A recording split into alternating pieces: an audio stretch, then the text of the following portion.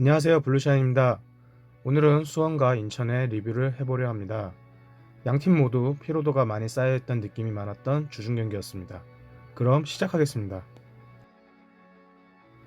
먼저 경기 요약 보시겠습니다.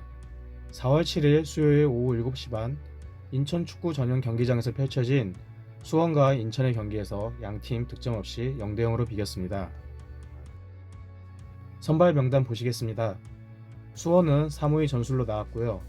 키퍼 양영무, 수비 박대원, 최정원, 장우익, 미드필더 이기재, 김민우, 최성근, 한석종, 김태한, 공격수로 김건희와 정상빈이 출전했습니다. 먼저 우선적으로 공격 투톱이 바뀐 게 눈에 띕니다. 인천은 4-3-3으로 출전했습니다.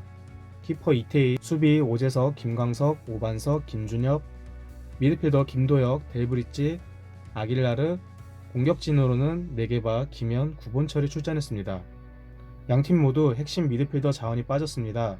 바로 고승범과 문지한입니다. 수원으로선 기존 고승범이 해주던 수비력과 패스 전개가 필요한 상황이고, 인천으로서는 문지한의 수비력이 필요한 상황입니다. 양팀 공격 패턴과 성향에 대해서 이야기해보도록 하겠습니다. 먼저 수원은 기존과 동일한 공격 스타일을 가지고 나왔지만 조금 다른 이야기를 해보려고 합니다. 첫째, 고승범의 부상이 있기에 최성근이 수비형 미들로 출전하였습니다. 커팅을 여러 번 보여주면서 자신의 장점을 보여주긴 했지만 확실히 한석종이 이 자리에 섰을 때와 다르게 좌우로 큰 전환 패스를 보기는 어려웠습니다.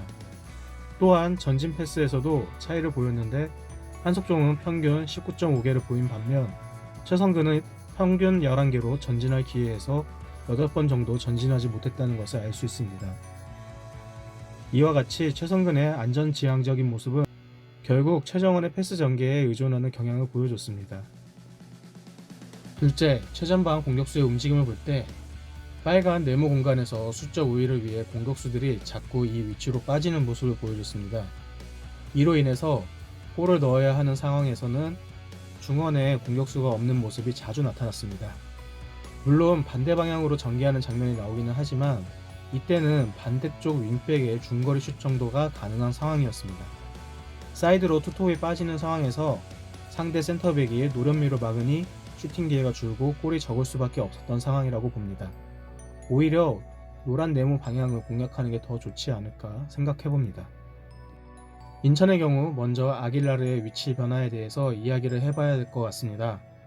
저는 아길라르가 굉장히 좋은 선수라는 점을 인정을 하지만 사용하기도 굉장히 까다로운 선수라고 생각을 합니다. 공격적인 재능이 굉장히 좋고 키패스가 리그에서 탑일 만큼 센스도 좋지만 수비적인 능력에서는 아쉽기에 다른 선수들과 함께 보완을 해줘야 된다고 생각합니다.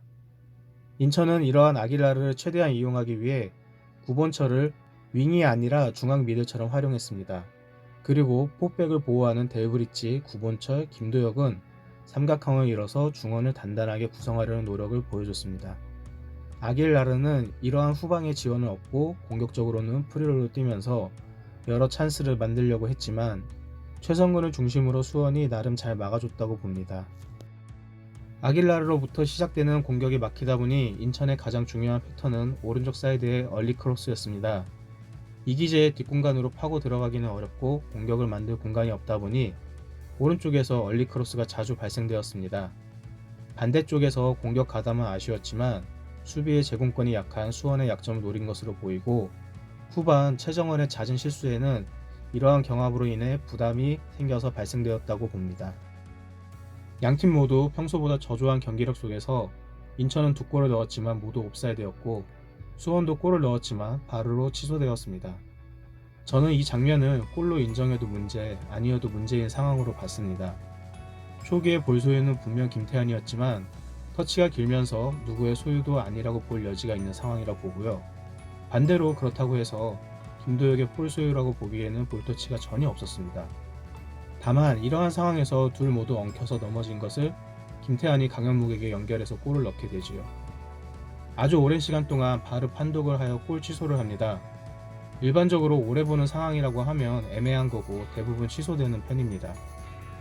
VAR가 도입이 되면서 골 장면에 대해 좀 더 엄격해진 점에 대해서는 충분히 이해를 하고 있습니다.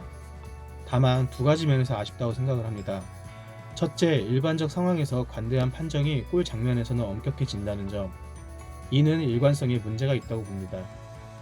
둘째, 주심이 처음부터 몸싸움이 엄격하게 파울을 불면 되는 장면입니다.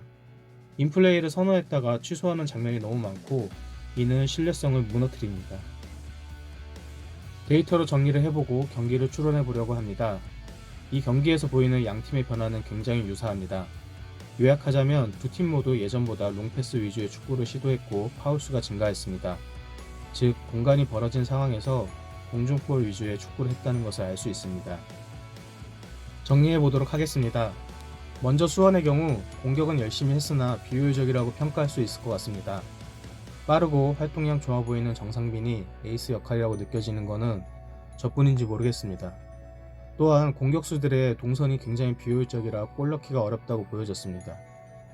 그동안 약점에 대해 전술적 보완은 어려운 듯하고 부상 선수들의 복귀가 빠른 시일 내에 이뤄져야 할 것 같습니다.